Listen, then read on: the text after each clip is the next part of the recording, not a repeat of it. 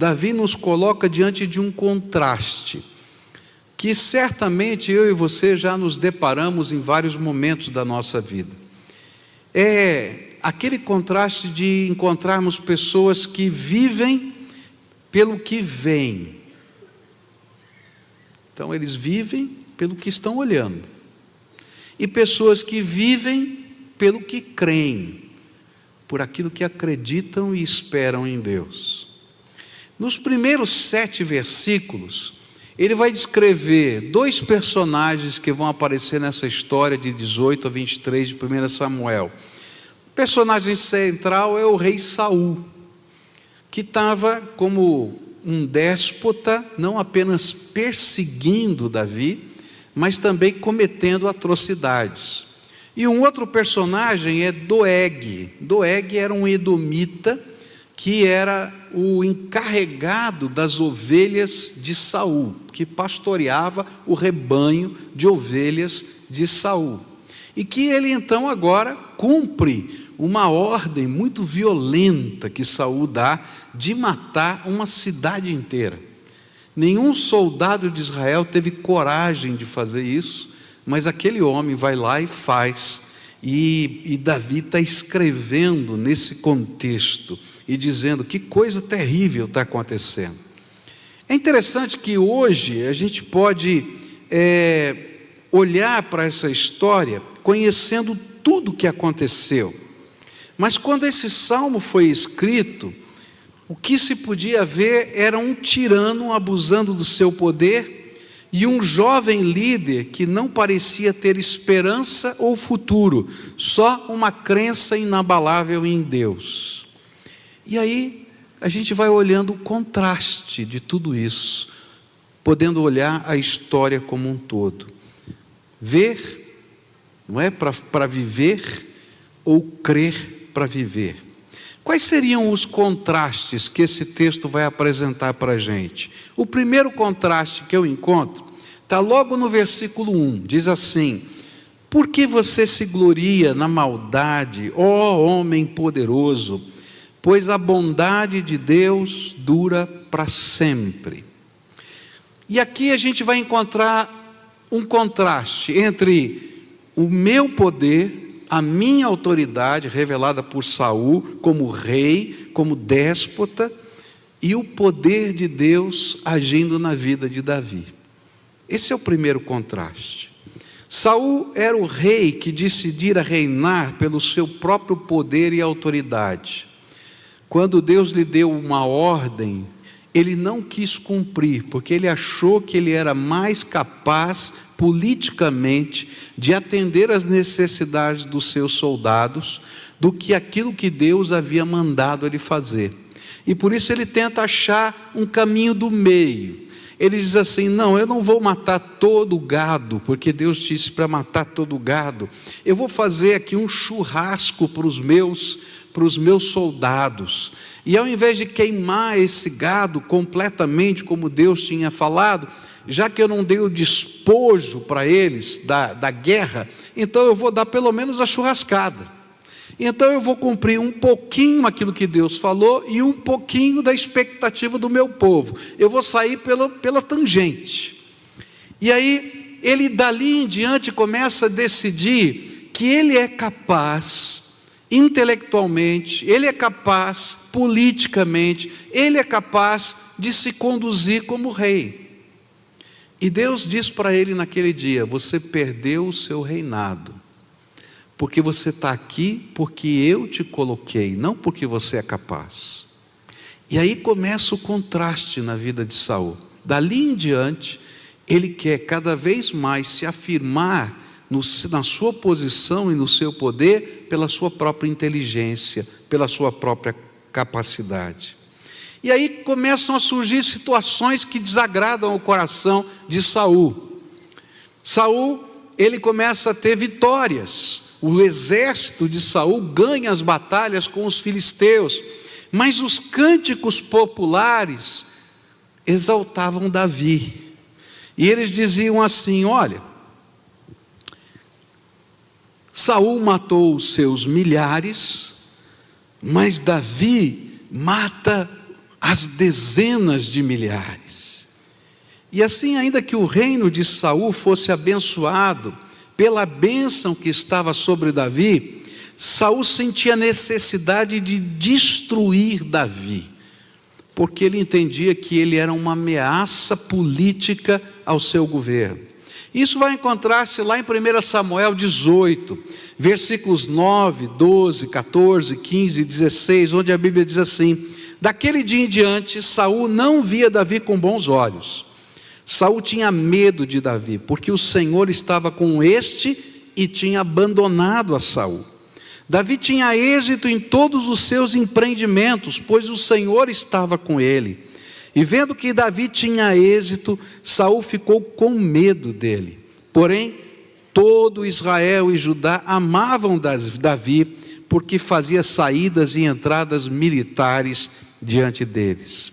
Então, ele usou da sua autoridade, a partir desse dia, e começou a planejar a morte de Davi. E numa noite, ele mandou buscar Davi na casa dele. E é importante lembrar, se você não conhece a história, Davi era casado com Mical, filha de Saul. Portanto, ele era genro de Saul. Davi era genro de Saul. E aí, então, no meio da noite, ele vai lá e manda os seus soldados prenderem Davi na casa dele, no leito do casamento dele, porque ele tinha a intenção de, na madrugada, matá-lo. Mas a esposa dele, Mical, o esconde, e ele foge da cidade, fugindo do seu sogro, e a partir daquele dia, ele não pode mais voltar.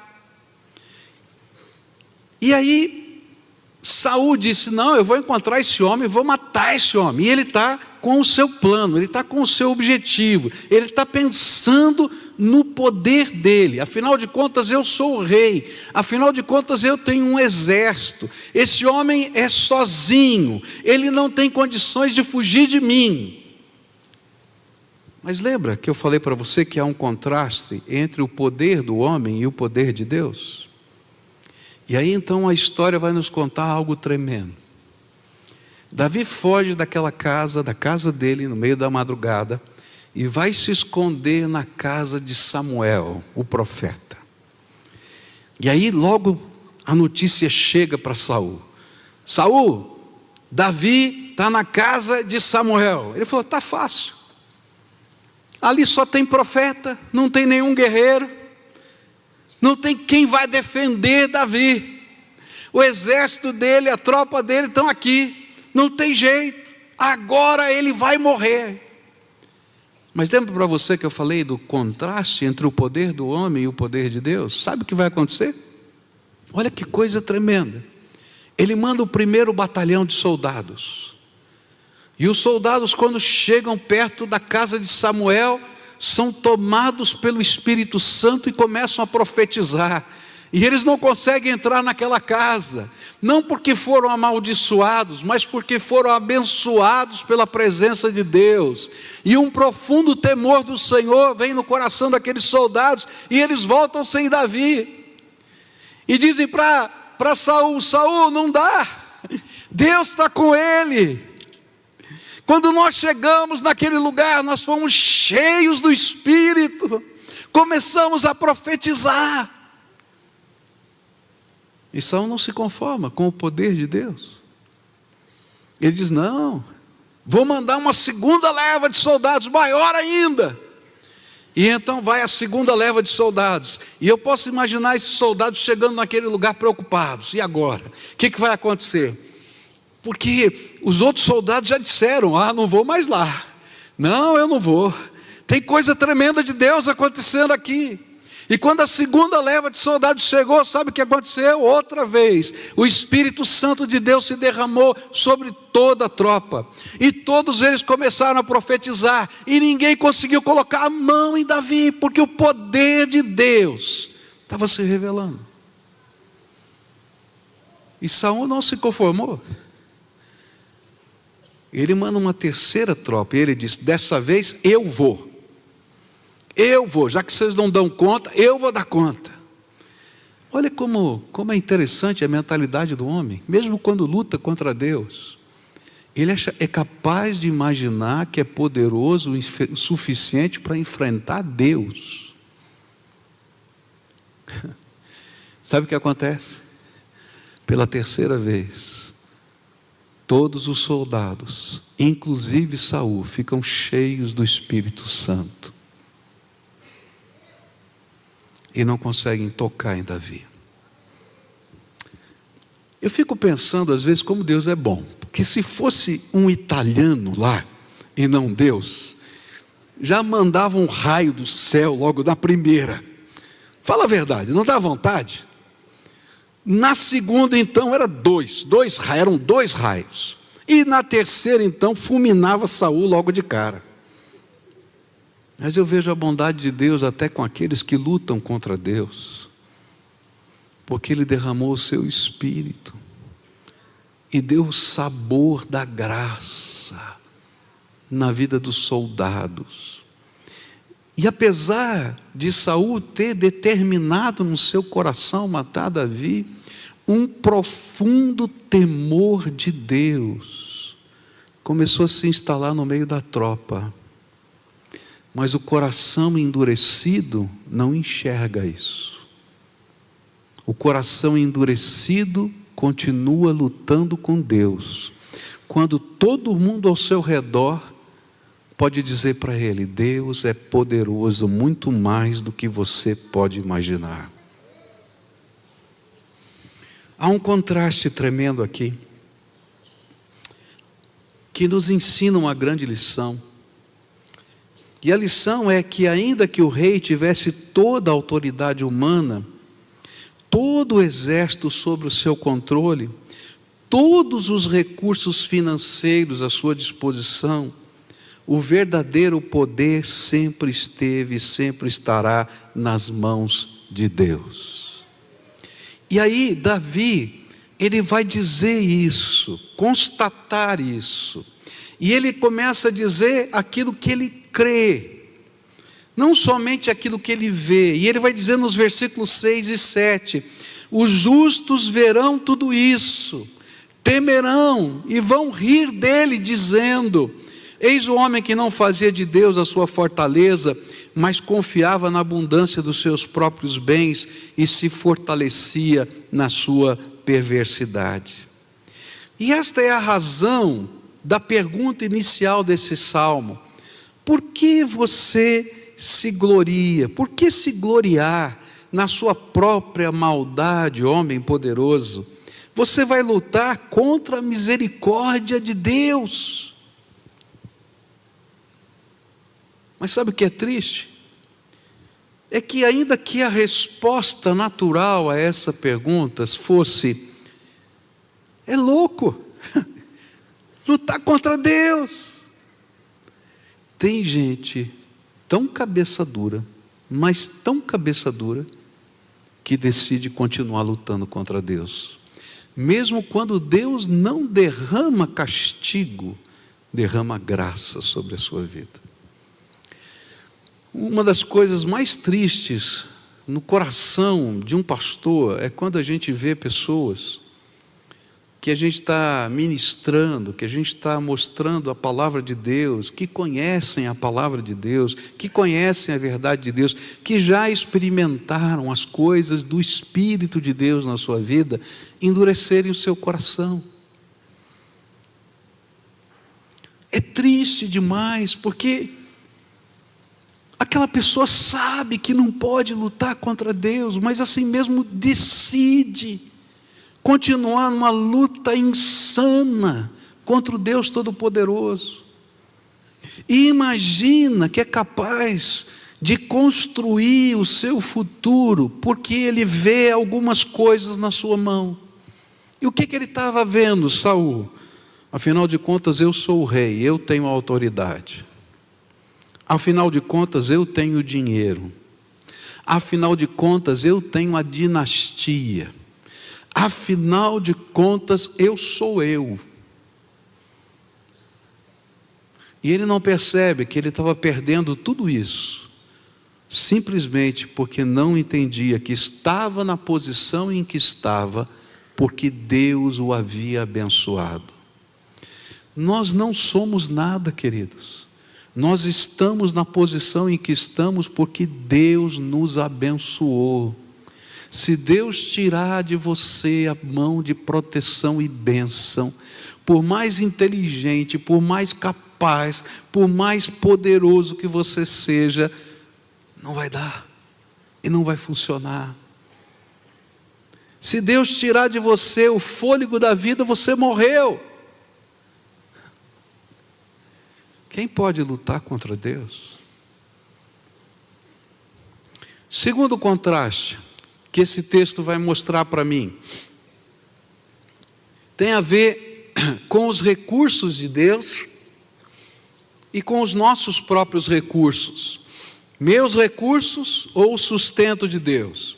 E é interessante que ele começa a falar aqui sobre a boca, a palavra, a língua de Saul. Versículos 2, 3 e 4, diz assim: com a língua você trama planos de destruição. Ela é como navalha afiada que só produz enganos. Você ama o mal mais do que o bem. Prefere mentir a falar a verdade. Você ama todas as palavras devoradoras, ó língua fraudulenta. E é interessante porque Saul era um exímio articulador. E então ele define um plano. E o plano era destruir a imagem e o caráter de Davi diante do exército e do povo.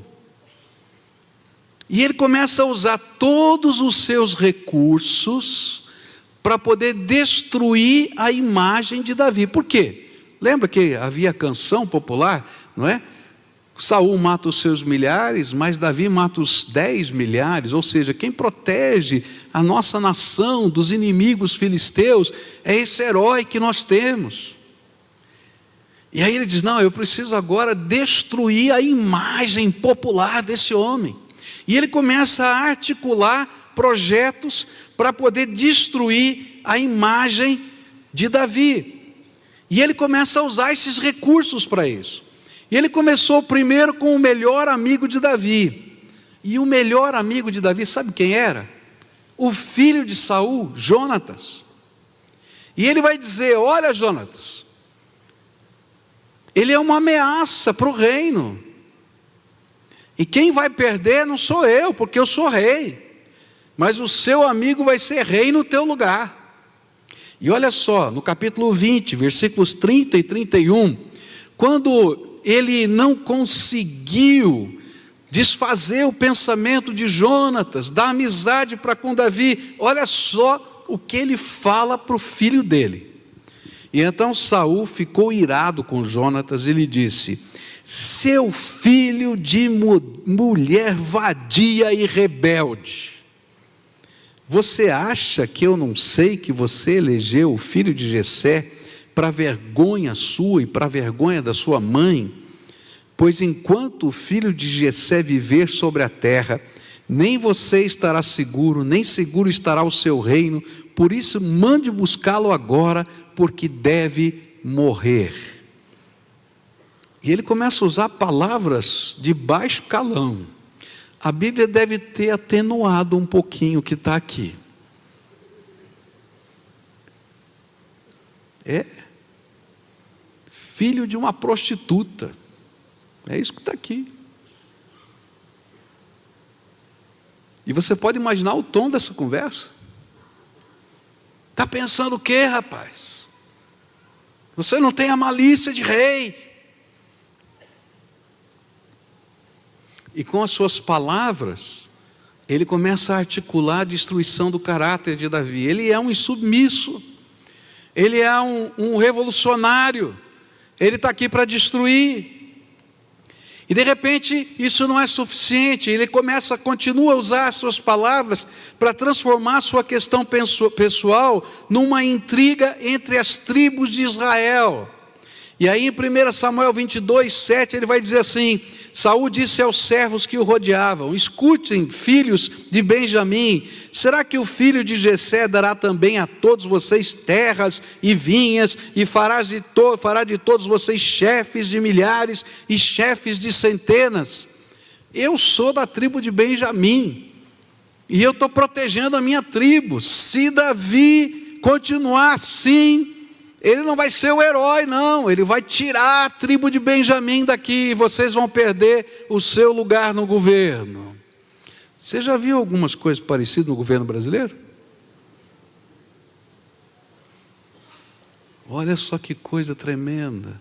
Os meus recursos contra os recursos de Deus. Não, aqui tem um jogo de influência, de poder. E o pior é que isso tudo aconteceu depois daquelas visitações do Espírito. Porque quando a gente endurece o coração, mesmo que Deus se revele em graça, a gente não se deixa tocar por Ele.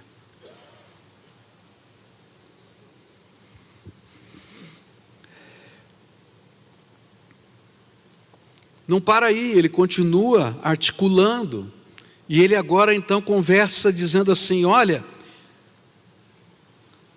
esse homem Davi e o meu filho Jonatas, eles são desleais e subversivos. 1 Samuel 22, 8 diz assim: porque todos vocês tenham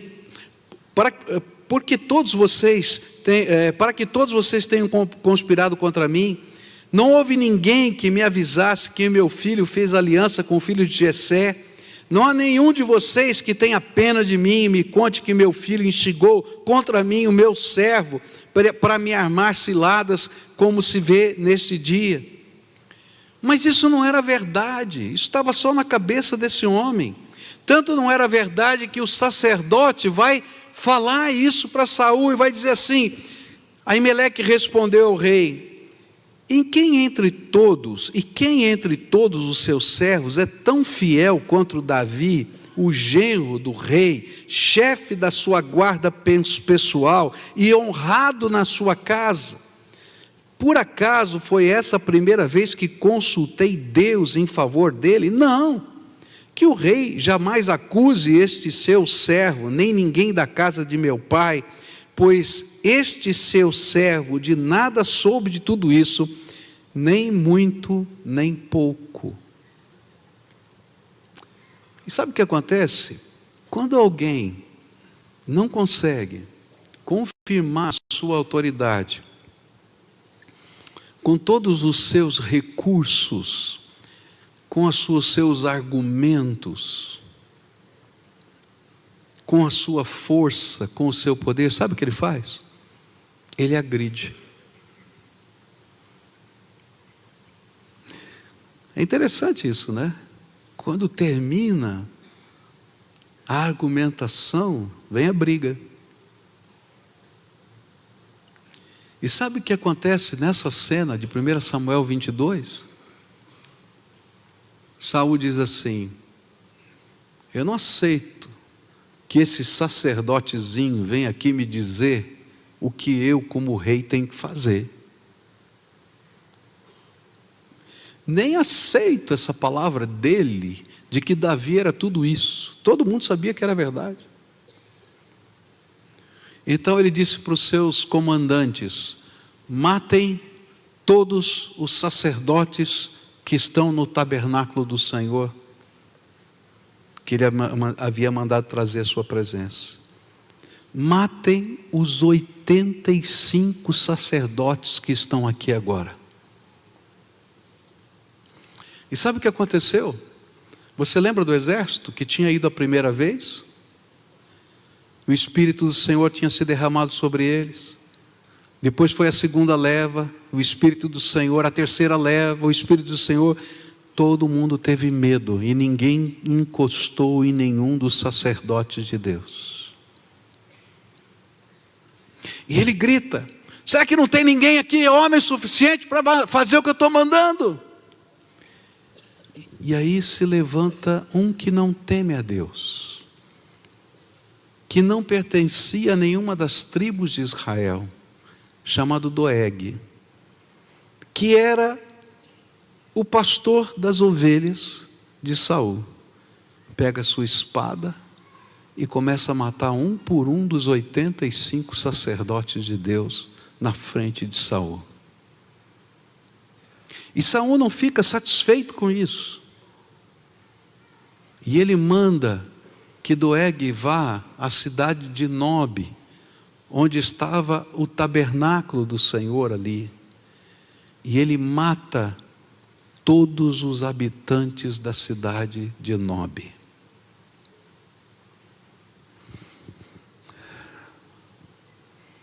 Quando eu penso nisso, eu fico pensando de como o Evangelho tem sido levado ao redor do mundo.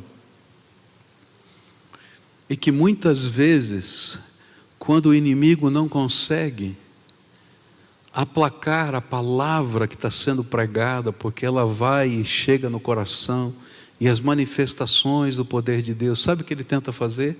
Perseguir a igreja, matar os pregadores da palavra, destruir os servos de Deus.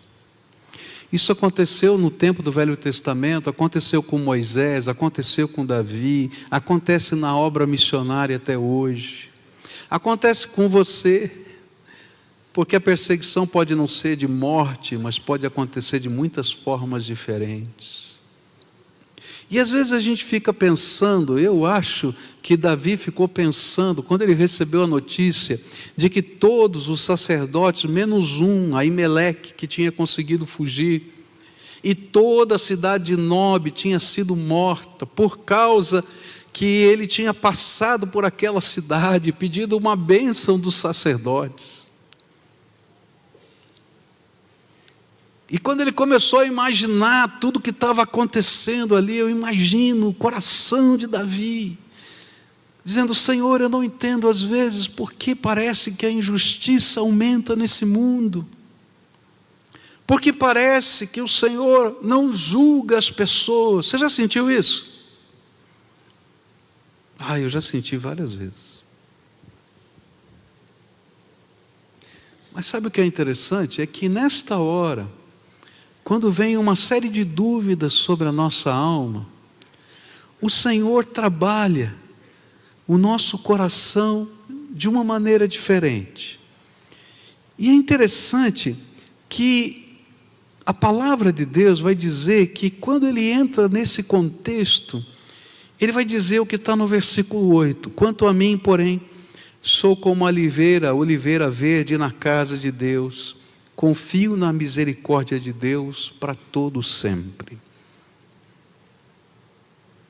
Ver para viver ou crer para viver?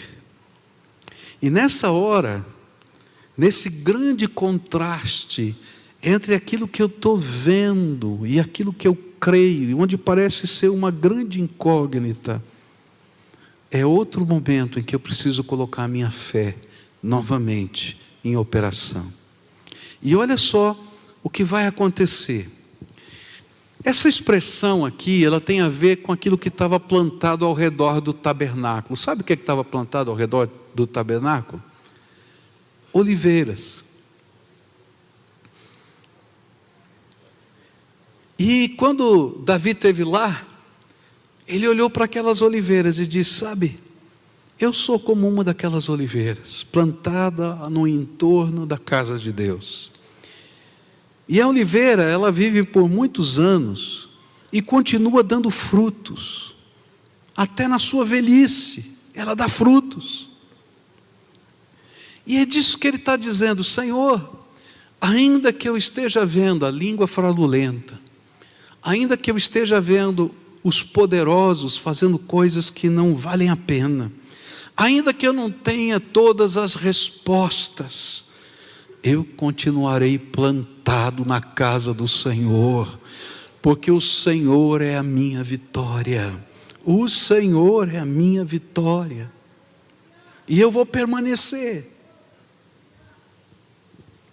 E aí, Deus vai colocando na mão de Davi algumas pequenas coisas que são um pequeno sinal e uma materialização do que ele ainda ia fazer, que ele não podia ver ainda naquele momento, por isso ele precisava crer. Quando ele tinha estado lá naquela cidade de Nob, ele procurou os sacerdotes e disse assim aos sacerdotes: você tem alguma espada aí? Você tem por acaso alguma espada? E olha que coisa tremenda.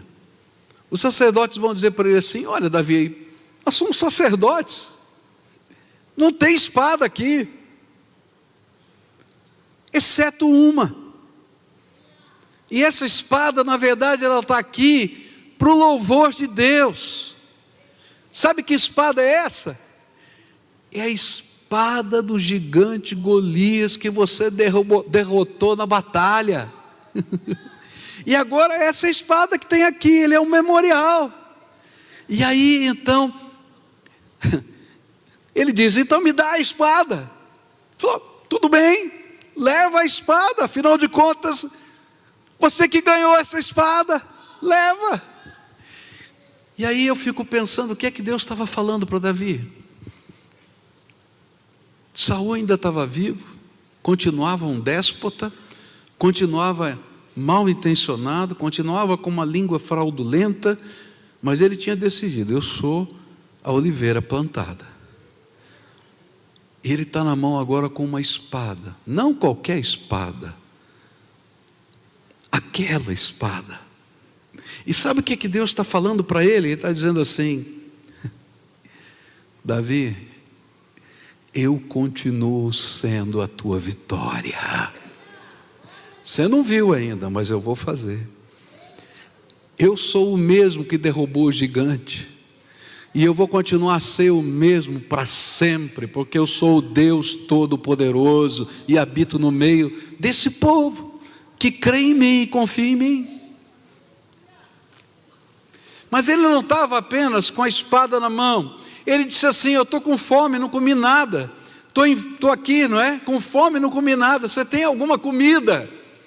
E aí os sacerdotes disseram assim: olha, eu não tenho nada que não tenha sido consagrado. Porque os sacerdotes comiam a comida que vinha do altar. Ou seja, se você oferecia um sacrifício, aquela parte do sacrifício era para ele. Ele disse assim: olha, o que eu tenho aqui são os pães que são oferecidos ao Senhor. Esse pão, ele era trocado todo dia. Então o pão fresquinho era colocado diante do altar e se pegava o pão amanhecido, e esse era o que o sacerdote comia, o pão amanhecido. Ele disse: o pão que eu tenho é o pão da mesa do Senhor. E ele disse: ótimo, me dá o pão da mesa do Senhor. E ele vai sair com aquele pão e vai comer aquele pão. E sabe o que Deus está falando para ele? Não somente a espada, porque eu sou a tua vitória, mas ainda que você esteja sozinho, e ainda que você se sinta perdido, eu sou o teu sustento, porque da minha mesa vem o alimento para a tua vida todos os dias. Olha que coisa tremenda o contraste: um rei todo-poderoso, rico, influente, capaz, e um homem fugindo. E Deus está dizendo: pode confiar em mim, porque eu sou o teu Senhor. A minha espada está na tua mão e o meu pão está contigo. Eu sou o teu sustento. E sabe, não para aí. Quando acontece toda essa tragédia, foge um sacerdote, um só, Aimeleque. E quando Aimeleque foge, ele leva junto a estola sacerdotal. E a estola sacerdotal tinha duas pedras, o Urim e o Tumim. E quando eles oravam ao Senhor, e eles pediam a Deus uma resposta, o sacerdote era capaz de ouvir a voz de Deus usando as pedras, o Urim e o Tumim, o sim ou o não de Deus. E a partir daquele instante, quando ele acolhe Aimeleque, porque Aimeleque começa a fugir de Saul, ele chega lá com a estola, e você vai começar a ver que muda a história começa a mudar, a partir do capítulo 23, 24 e assim por diante, porque dali em diante Davi começa a dizer: Senhor, vou para essa batalha, E aí Meleque dizia: o Senhor está mandando você ir, você vai ser vitorioso. E ele era vitorioso. E ele dizia: não, não vai agora, porque o Senhor disse que não é a hora, porque o Senhor passava a ser a orientação e a sabedoria para cada momento da sua vida. Há um grande contraste aqui: o meu poder e o poder de Deus, os meus recursos ou os recursos de Deus. Mas os recursos de Deus vão pedir de mim e de você fé. Nem sempre você vai enxergar tudo bonito e arrumado. Às vezes você só vai ter um símbolo, uma espada, um pão, uma oliveira, a palavra de Deus na tua vida, que sempre vai te pedir fé. Mas o bonito é que quando a gente é capaz de viver essa experiência, nós vamos ter não apenas a nossa vida marcada com esses pequenos sinais, mas elas serão uma seta indicativa e um convite a que confiemos na sua misericórdia, porque um dia veremos o que Deus vai fazer.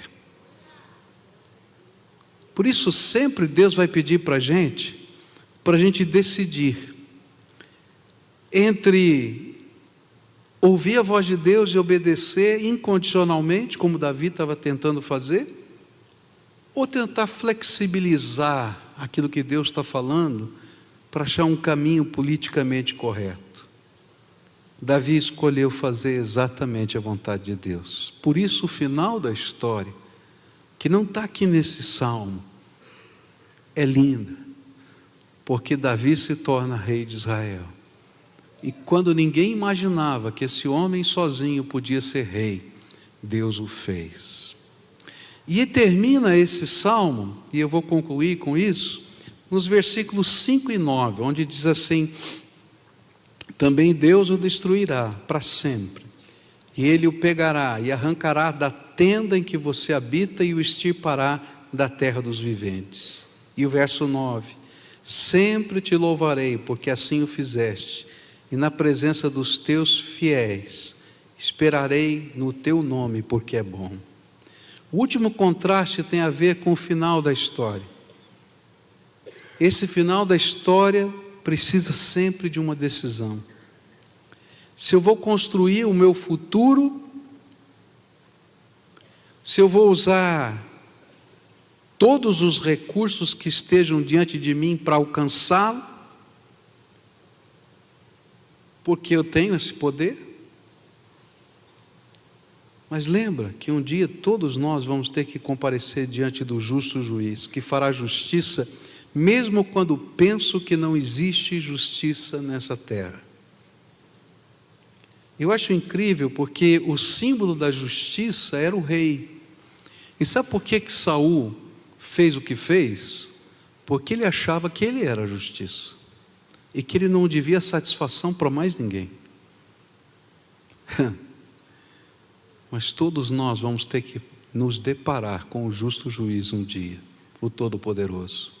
E quando nos falta temor do Senhor, a gente tira da mente a necessidade desse encontro com Deus que vai se fazer um dia. Mas aqui o contraste vai para o outro lado. E Davi no verso 9 vai dizer: eu decido confiar no Senhor e fazer da minha vida um instrumento do louvor, simplesmente porque eu verei os atos da justiça de Deus, porque eu estarei com os fiéis de todos os tempos. É por isso que lá em Hebreus 11 vai falar de uma grande 11 e 12 vai falar de uma grande nuvem de testemunhas que estão diante do Senhor, que representam aqueles que viveram pela fé. Porque eu vou desfrutar de uma bondade de Deus que me acompanha a cada dia. Mas hoje eu só tenho a minha fé, uma espada, um pão e uma estola sacerdotal. E aquele homem poderoso continua tendo um exército, dinheiro, influência. Como é que eu vou enfrentá-lo? E aí a gente tem que recordar o que a palavra de Deus ensina. Se Deus é por nós, quem será contra nós? Você acredita nisso? Tem momentos na minha vida que eu só tenho uma espada, enquanto outros parecem ter um exército. Na sua também não é assim? Tem momentos na minha vida que eu estou comendo o pão amanhecido, mas graças a Deus veio da mesa do Senhor, enquanto alguns estão comendo o seu banquete. Há momentos da minha vida em que parece que todos os conselheiros vão embora, porque parece que eu estou doente, e que a doença é contagiosa. Se chegar perto de mim, você já parou para pensar que os antigos soldados de Davi, todos eles ficaram no quartel? Nenhum deles seguiu Davi. Sabe quem vai seguir Davi? Ele vai encontrar 400 homens numa caverna chamada Caverna de Adulão. Os homens desesperançados da terra. E ele se torna um símbolo da esperança de Deus para eles. Homens que podiam ver que havia um déspota naquela terra, chamado Saul, que diziam: Deus, quando o Senhor vai trazer sobre nós liberdade? Nessa noite eu queria orar com pessoas aqui, porque muitas vezes na nossa vida Deus vai nos pedir passos de fé.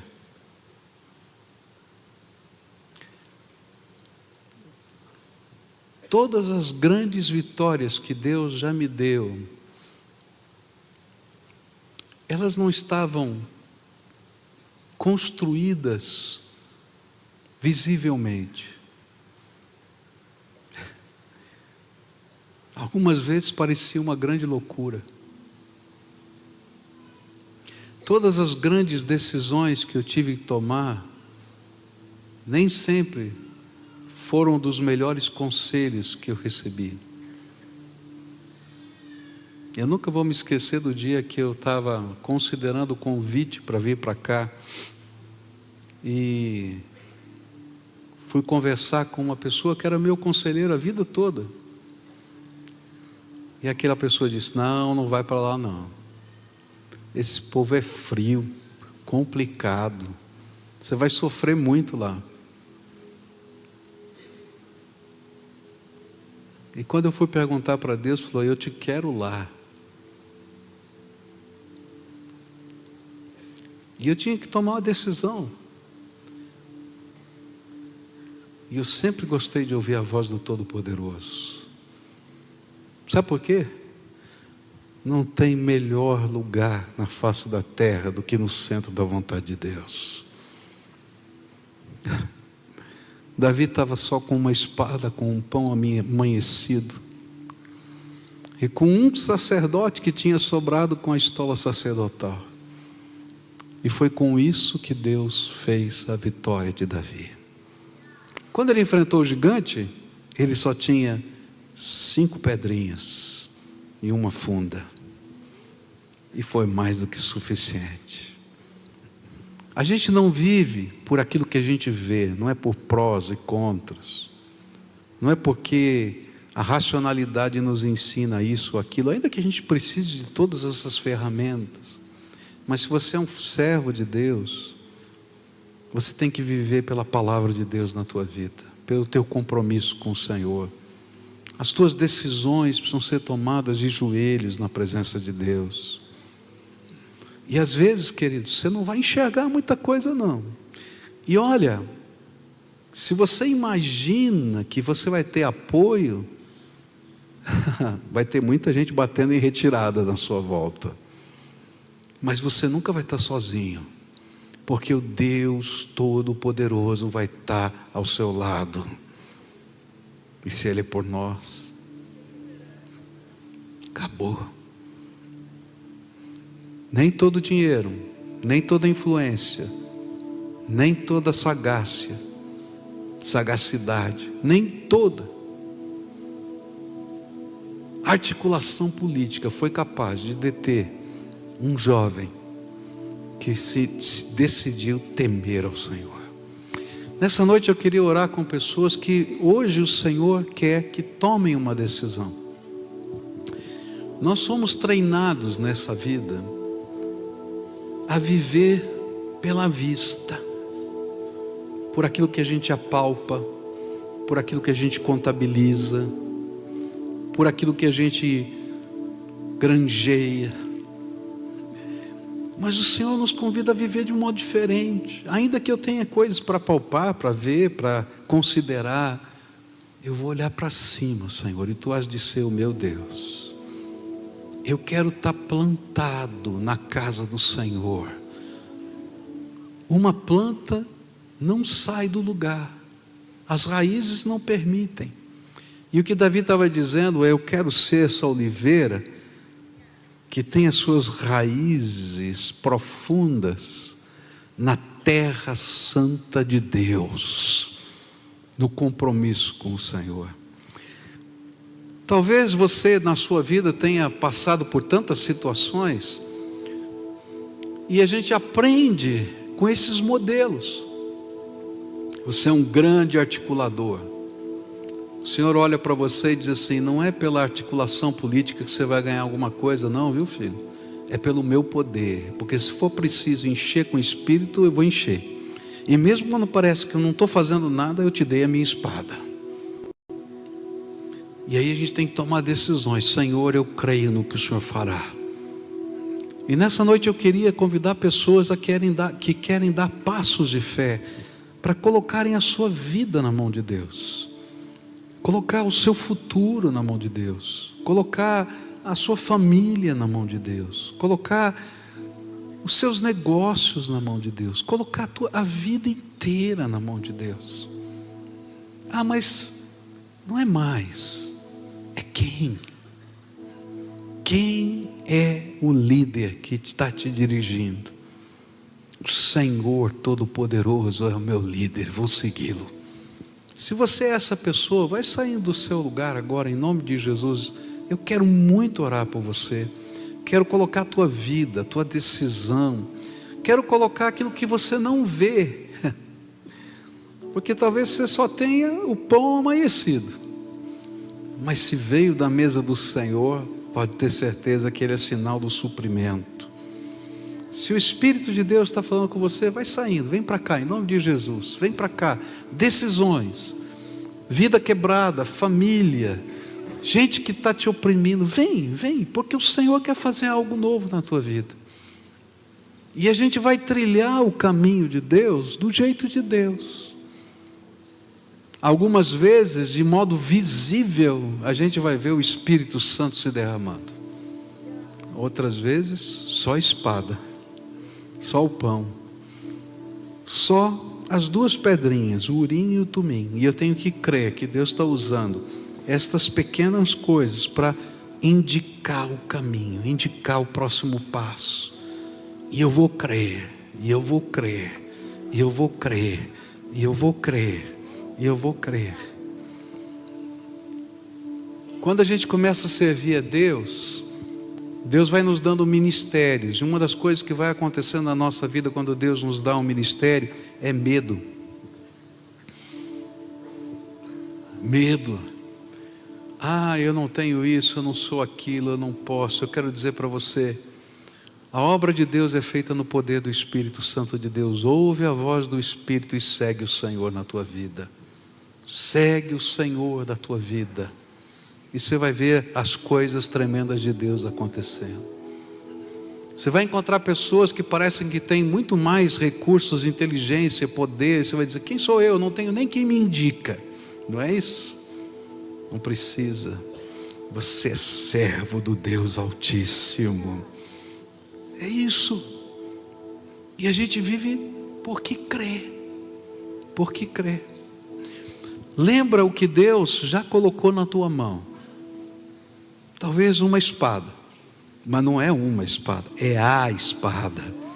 É a espada. Não é qualquer pão, é o pão da mesa do Senhor. Não é qualquer colete, é o colete sacerdotal. E deixa Deus guiar você, dia após dia. E você vai ver o que Deus vai fazer na tua vida. E você vai um dia dar testemunho do que Deus fez. Davi escreveu esse salmo antes do dia do testemunho. Ele só escreveu pela fé.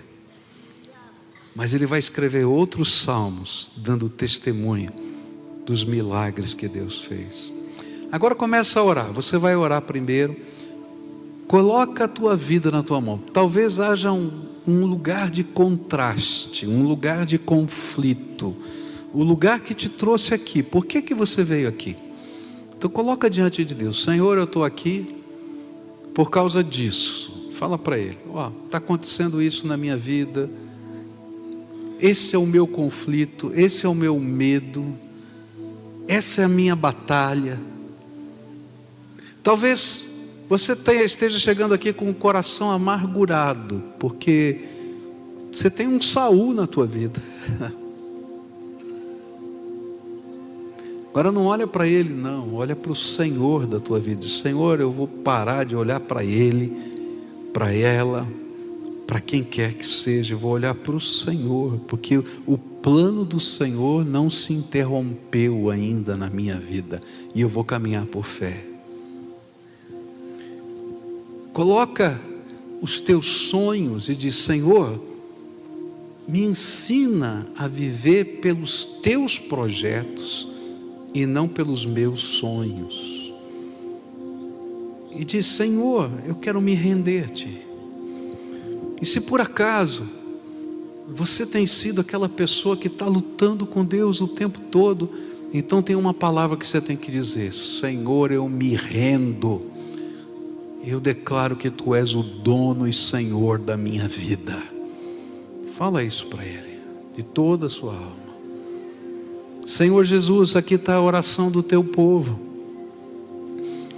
A Tua palavra diz, Senhor, que ela é preciosa nos Teus ouvidos e aos Teus olhos.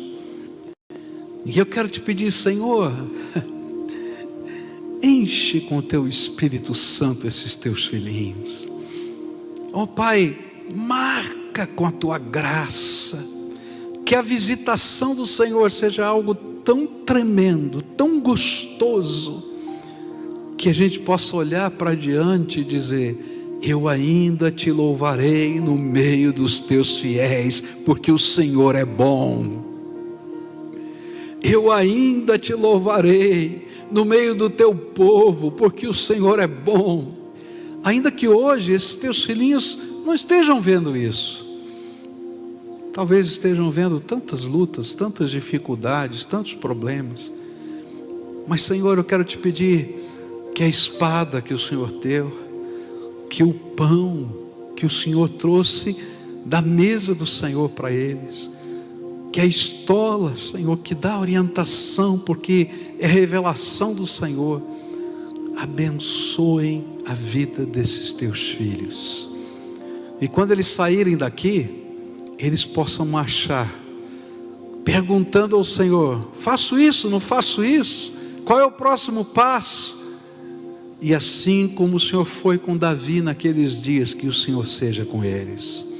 E que venha a bênção do Senhor sobre eles, porque eles decidiram viver, porque creem no Senhor. E assim há de ser, Senhor. Ouve, Pai, a nossa oração, é aquilo que eu te peço, em nome de Jesus, amém e amém. Agora todo o povo de Deus de pé, dá a mão para quem está perto de vocês. A gente vai terminar o culto assim, acho que não tem melhor momento para a gente terminar o culto, não é?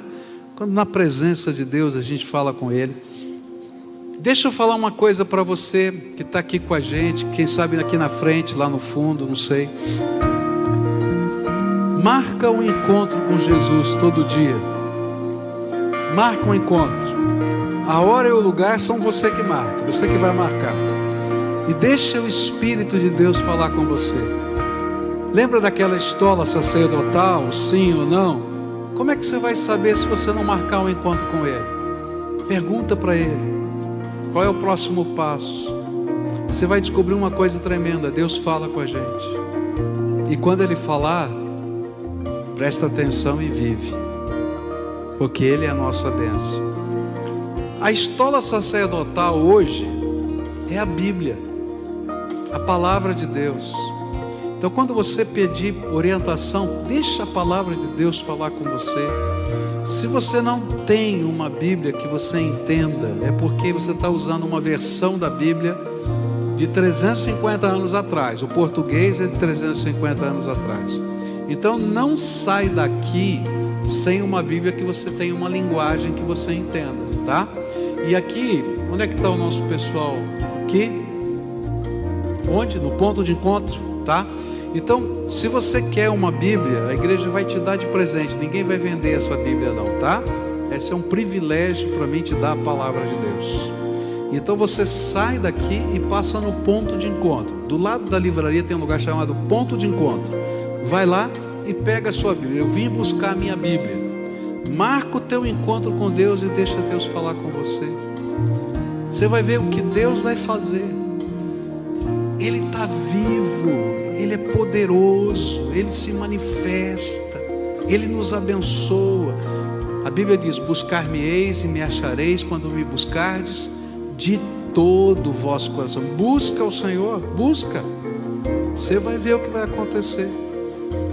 A bênção não está numa igreja, num pastor, numa montanha, na terra santa. A bênção está no Jesus vivo dentro do coração da gente. Clama, busca, e você vai ver o que Ele vai fazer na vida de vocês, tá bom?